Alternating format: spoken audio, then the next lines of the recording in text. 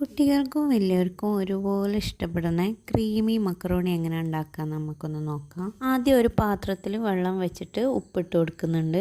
അത് തിളച്ച് വരുമ്പോൾ നമുക്ക് എത്ര മക്കറോണി വേണമെന്ന് വെച്ചാൽ അത്രയും മക്കറോണി ഇട്ട് കൊടുക്കുക. ഇത് വെന്ത് കഴിഞ്ഞാൽ ഊറ്റി മാറ്റി വെക്കാം. ഈ ഒരു പാൻ ചൂടാവാൻ വെച്ചിട്ട് ചൂടായി വരുമ്പോൾ അതിലേക്ക് സൺഫ്ലവർ ഓയിൽ ഒഴിച്ചു കൊടുക്കുക. അതിലേക്ക് ചെറിയ കഷ്ണങ്ങളാക്കി കട്ട് ചെയ്ത് മസാല തേച്ച് വെച്ച ചിക്കൻ ഇട്ടൊന്ന് ഫ്രൈ ചെയ്തെടുക്കണം. അതേ പാനിൽ ഒരു ഉള്ളി, ഒരു ചെറിയ കഷ്ണം ക്യാരറ്റ്, ഒരു കഷ്ണം ക്യാപ്സിക്കം ഇതൊക്കെ ചെറുതായി കട്ട് ചെയ്തത് ആവശ്യത്തിന് ഉപ്പും ചേർത്തിട്ട് ഒന്ന് വാട്ടിയിട്ട് അതിലേക്ക് തക്കാളി ചേർത്ത് കൊടുക്കണം.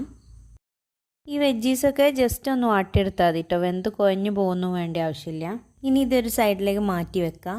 ഈ വെജീസ് മാറ്റിയിട്ട് അടുത്ത സ്റ്റെപ്പ് ഈ പാനിൽ തന്നെ വേണമെങ്കിൽ ചെയ്യാം. ഞാൻ വേറൊരു പാത്രം ചൂടാകാൻ വെച്ചിട്ടുണ്ട്. അതിലേക്ക് ഒരു പീസ് ബട്ടർ ഇട്ട് കൊടുത്തിട്ട് ചെറുതായിട്ട് നുറുക്കിയ വെളുത്തുള്ളി ഇട്ടിട്ട് ഒന്ന് മൂപ്പിച്ചെടുക്കണം.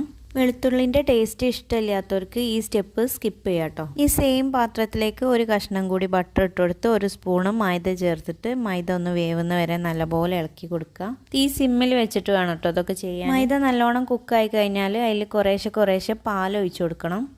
പാലൊഴിക്കുമ്പോൾ കട്ട പിടിച്ച പോലെ തോന്നും കേട്ടോ, കുഴപ്പമില്ല. അത് തീ ലോല് വെച്ചിട്ട് ഇളക്കിക്കൊണ്ടിരിക്കുമ്പോൾ പാലിൽ അലിഞ്ഞ് ചേർന്നോളും.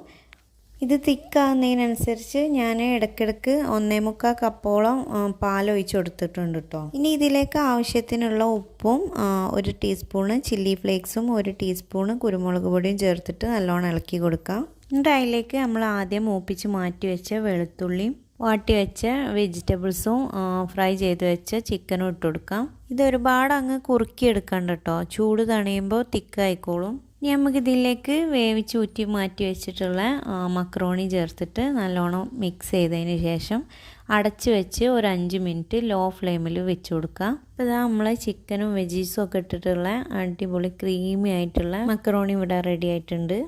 ഇതുപോലെ ഉണ്ടാക്കാത്തവരാണെങ്കിൽ ഒന്ന് ട്രൈ ചെയ്ത് നോക്കാം കേട്ടോ.